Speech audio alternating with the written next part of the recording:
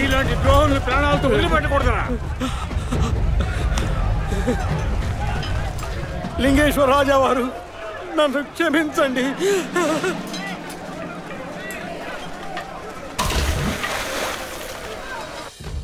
ఏందయ్యా అంత ఆలోచిస్తున్నారా? మూర్ఖంగా ఆయన కట్టించిన గుడి మనం మూసేశాం. దానికి అందరం ఆయన కాళ్ళ మీద పడి క్షమాపణ అడుగుదాం. అవును రామయ్య, ఆయన్ని క్షమాపణ అడిగి ఆయన్ని తీసుకొచ్చే ఈ గుడి తెరిపిద్దాం. వారెక్కడికి వెళ్ళారో తెలీదండి. ఈ ప్యాలెస్ని అమ్మేశారు. అమ్మేసి వెళ్ళేటప్పుడు ఇక్కడ పనిచేసే మా అందరికీ ధనము భూములు ఇచ్చే వెళ్ళారండి. ఆయన దయ వల్ల మేం బాగున్నామండి. ఈ గుళ్ళోంచి లింగాన్ని తీసుకువెళ్తున్నప్పుడు చివరిసారి మేము ఆయన చూసాం. మీ సింగనూరే మా సొంత ఊరు, అక్కడ నాకు చాలామంది బంధువులున్నారు, ఇక మీదట నేను అక్కడే ఉంటానని చెప్పి వెళ్ళారండి. ఆయనకి ఇలాంటి ప్యాలెస్లు చాలా ఉన్నాయి, పోనీ అక్కడికి వెళ్ళి అడిగి చూడండి.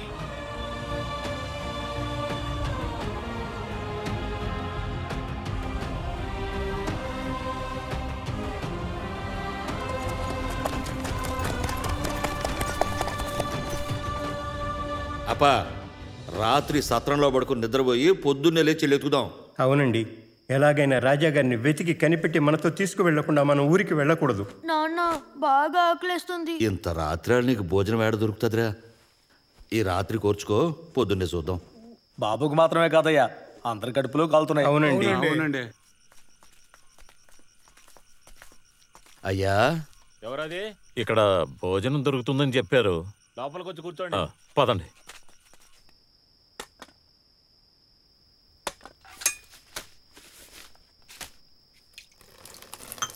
ముందు సంగటి తినండి, భోజనం తయారవుతోంది.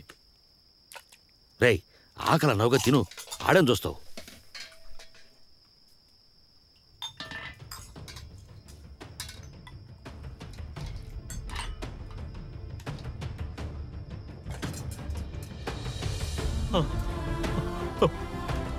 భోంచేయండి.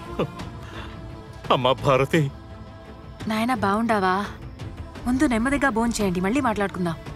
భోంచేయండి. ఏందమ్మా ఇదంతా? ఏందమ్మా ఇట్టా ఉంటావు? నాకేం బానే ఉండా, మంచి ఆకలి మీద ఉండారు. ముందు భోంచేయండి. రాజావారాడమ్మా? ఆయన పెరట్లో ఉన్నారు, ముందు మీరు భోంచేయండి.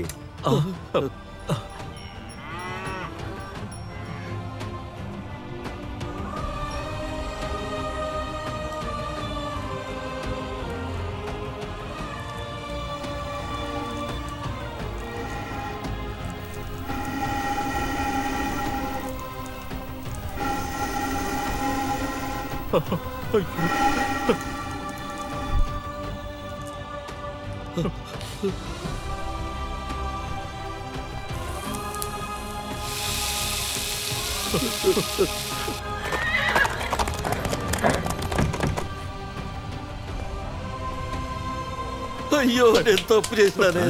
అయ్యో, నేను తప్పు చేసినానే. మీరంతా ఎప్పుడు వచ్చారు? అయ్యా, నన్ను క్షమించండి, తప్పు చేసినాను. అరే ఏంటండి మీరు పెద్దవారు? అయ్యా, మీకంటేనా? ముందు మీరు ఏడవటం ఆపండి. ఎప్పుడు వచ్చారు? ఇప్పుడే తోరా. భోంచేశారా? లేదు. ముందు భోజనాలు రెడీ చేయండి. అలాగే. ఎలా ఉంది భోజనం?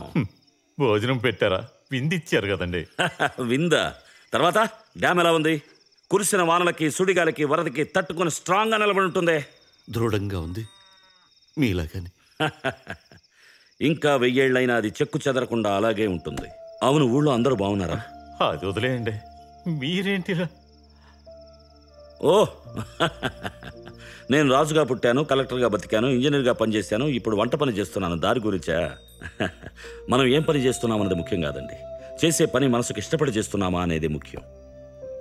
36 ఊళ్ళలో ఉన్న జనాన్ని సంతోషంగా బతికించారు. మీరు ఈ పరిస్థితిలో నాకేం తక్కువ అండి.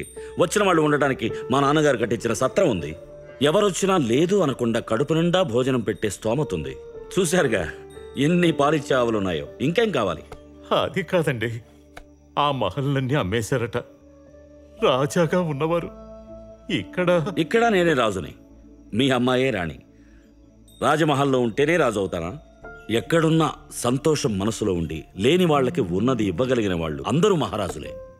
మీరేం చెప్పినా సరే, మేం మిమ్మల్ని పాత రాజావారిలా చూడాలనుకుంటున్నాం.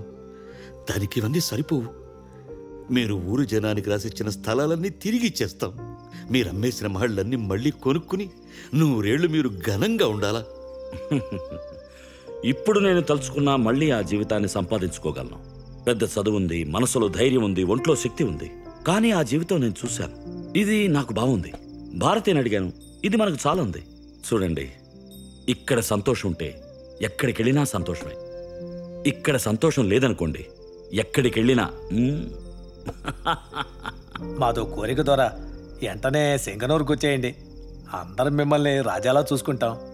ఈ లోకంలో మనం పుట్టిన దానికి ఆనవాలని చెప్పడానికి ఏదైనా వదిలిపెట్టి వెళ్ళాలనుకున్నాను. ఆ సింగనూరు డ్యామే నా ఆనవాలు.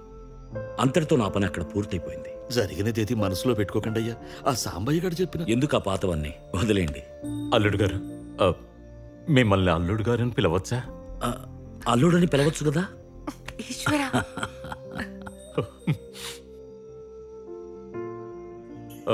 మీరు కట్టిన గుడినైనా తెరవడానికి ఊరికి రండి అల్లుడు గారు. ఊరిక ఒక్కసారి పగిలిన దాన్ని మళ్ళీ అతికించడం కుదరదు. ప్లీజ్ బలవంత పెట్టకండి. వస్తామండి.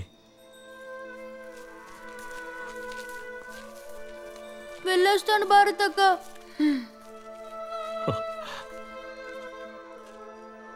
వస్తానమ్మా. ఒక్క మాట, నిన్ను అమ్మని నాకు చూడాలనిపిస్తే కబురు పెడతా, ఇక్కడికొచ్చి చూసిపోతారా?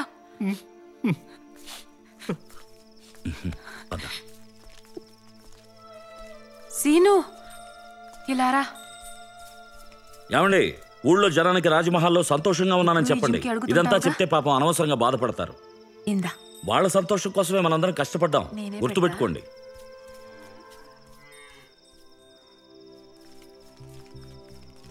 కానీ ఒక్క మాట రాజావారు, మీరు మమ్మల్ని ఎప్పుడు క్షమించాలనుకుంటారో అప్పుడే మా ఊరికి రండి. అంతవరకు మీరు కట్టించిన ఆ శివాలయం మూసే ఉంటుంది. ఇది నా మీద ఒట్టు.